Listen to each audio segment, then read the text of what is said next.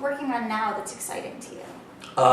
Well, I just finished working on the workshop of this music theater piece up at New York Stage and Film Ambassador, where I've been 6 times as a writer, which is a play about a sort of cabaret singer in Greenwich Village in 1958, and it's sort of about that particular time in Greenwich Village history, in sort of gay history, and also in musical history, and the sort of history of the kind of music that was being done then in the late 50s. And that was really, really fun for me to work on. I've just sort of done that workshop, and now I'm looking toward where it's going to get produced and what the next step is for that. And then I've also been writing done some screenwriting work, both adaptations and original stuff for different companies in New York and LA. And then last year I worked on this HBO TV series. It was the first time I was a staff writer in a TV show called In Treatment. And then from there I've been starting to work on some pilot ideas with them. So a lot of different stuff right now. By the way, I saw the play Vassar. I can't talk about it, but it was really good. Oh, thanks. I was really impressed.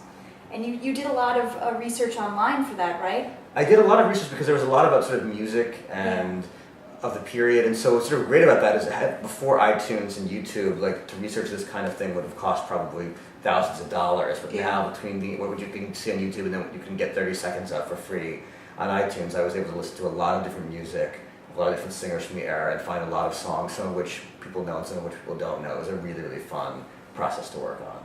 Yeah, so you were talking about iTunes and resources like that, online resources that are now free. How does that compare to how things were 5 years ago? Well, I was always knew how to get my research done for less money. I grew up going to the public libraries in Dutchess County where I grew up, and then when I started out writing, I really discovered the library in Bryant Park, which has an amazing, research system in almost every book ever published.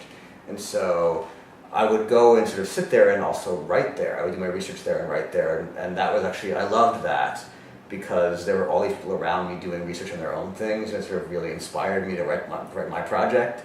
But a lot of what I've written has some kind of historical basis or historical, stuff that I had to research. So starting out with that, I've always been able to find free ways to do it. I think it's just so much easier now than it was 10 or 15 years ago when so much information is online, or at least you can do a lot of your research online. If you have to go in and find stuff and order stuff and pay for stuff, you at least know what you're getting, and it's not the trial and error isn't as expensive as it used to be. I mean, that's actually really interesting because you've written a lot of plays that are very different in focus.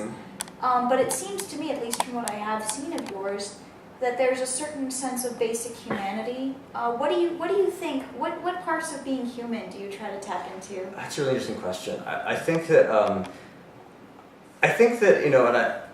my interest is, I think there's a lot of writers who I love watching and reading who are really interested in sort of malignancy and bad behavior and sort of what causes really bad behavior, or people who are sort of essentially evil.